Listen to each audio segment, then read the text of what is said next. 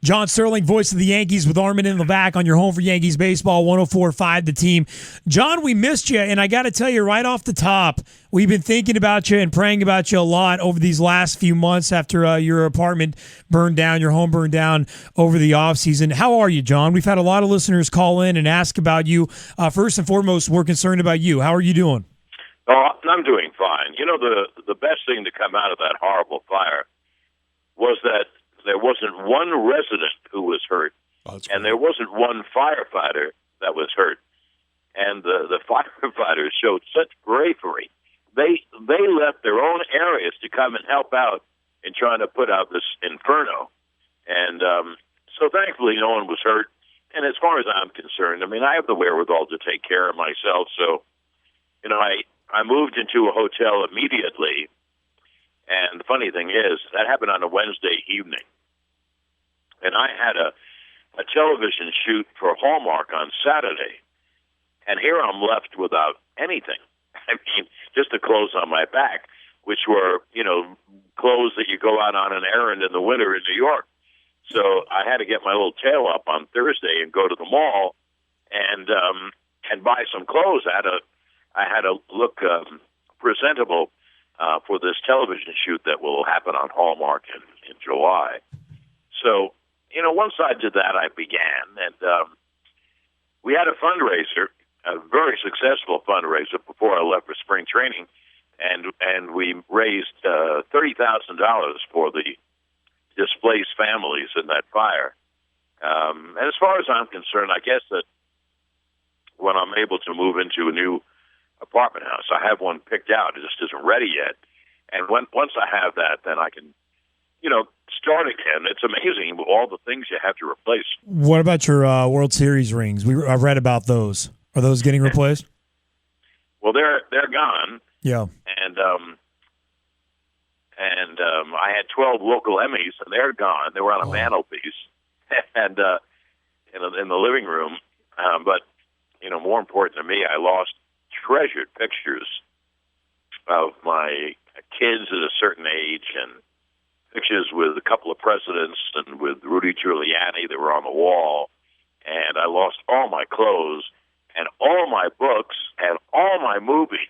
So it's a long process, but slowly but surely, you know, those are things that can be replaced. Your life can't be replaced. So I'm very lucky. If it happened at 2 a.m, I wouldn't be with you. Oh my God. Well, luckily we all have that one great distraction coming up, baseball getting underway slowly but surely. The big question, Alex Rodriguez is back. What is that like for you to have A-Rod back in the organization? Well, I'm very happy. He's a friend of mine, and you know, it was well documented that in this terrible period, he reached out and offered me his place in New York, which was very nice. You know, now the question is, how will he come back after 2 hip injuries, 2 hip operations, and being out for, you know, really almost 2 seasons, one full season, and he's going to be 40 years old soon. Well, so far so good. He's looked very good at bat, and the Yankees are counting on him. It would be a great hate for the Yankees if A-Rod was a very productive DH, and they're hoping he will be. Outside of that, you know, you look at the Yankee ball club, and you know, there are 2 big question marks. Now, this would be the same for a lot of teams. How will their big hitters hit? They didn't last year. And how will their starting pitchers pitch? Tanaka coming back from injury, Sabathia coming back from injury. And Tanaka pitched last night as we taped this, and he faced 6 and retired 6. And Sabathia is going to get his first outing in the next few days. So the bullpen is going to be, I think, exceptional. And the defense on this ball club, which was very poor last year in the infield, is going to be excellent. Excuse me. You know, they just put terrific defensive players together in Headley, Gregorius. Now, we have to see Gregorius play, but he looks like he can really show some leather. And Drew and Teixeira and Gardner, Ellsbury, and Beltran and McCann. I mean, that's a really good defensive team. So in the spring, hope springs eternal. And so, Yankee fans can really hope that they have a good year. John Sterling, voice of the Yankees. And, John, you've been in Tampa for Yankee spring training since March 4th for the last couple of weeks now. How's spring training going for you? Well, it's a lot nicer than New York and New Jersey. Yeah. Everything. I can't put a handle on anything that happens in spring training. If a guy hits, you wonder if it's just in March. If a guy doesn't hit or doesn't pitch, maybe they're getting their game together. And one more thing, when everyone makes these predictions, and they make radio and TV, talk shows, etc., and newspapers, they make very bold predictions. Gee, how do you know who's going to get injured? I mean, there's an injury every single day. Look how injured the Yankees have been the last 2 years.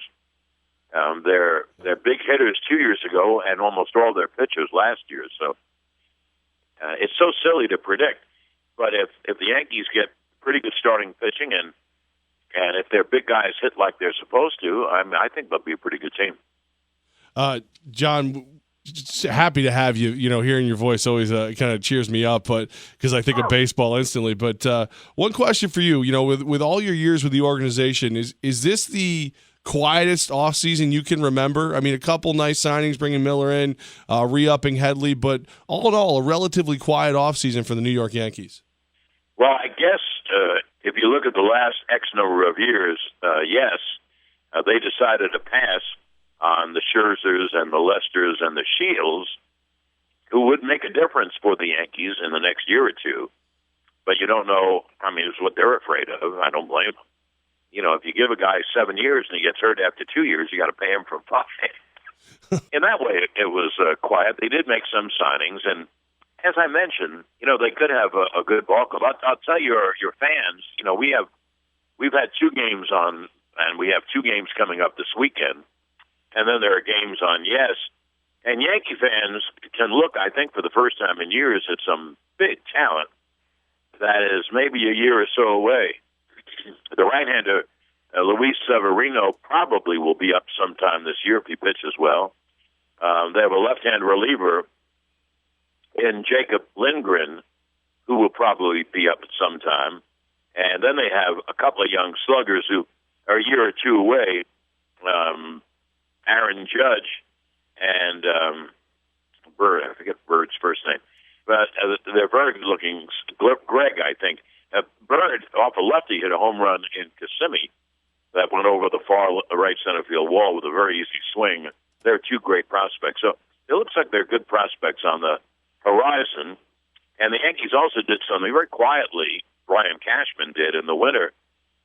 I have been yelling on the air, you've heard me, my goodness, how many times, they need a nasty lefty in the bullpen. Well, they went out and got 3 of them, Andrew Miller, Justin Wilson, and Chasen Shreve. And so the Yankee bullpen, barring injury, will have 3 really hard-throwing lefties to come out of the bullpen, and along with Betances and Warren and a fellow that got from Atlanta, David Carpenter, the Yankees could have a terrific bullpen. And after all, that's what really fueled Kansas City's run to the 7th game of the World Series last year. John, your home run call's legendary. Aaron Judge, you mentioned him as a young up-and-coming slugger. He hit the home run early in spring training, and we here as a show stopped and all tried to be like you. And I just wanted to run one past you and see what you thought. This was mine. He's airing out a home run. Here comes the Judge. Ooh. I like it. Now all he has to do is come up to the Yankees and hit home runs. Yeah, and if you use that, I might actually pass out, just so you know.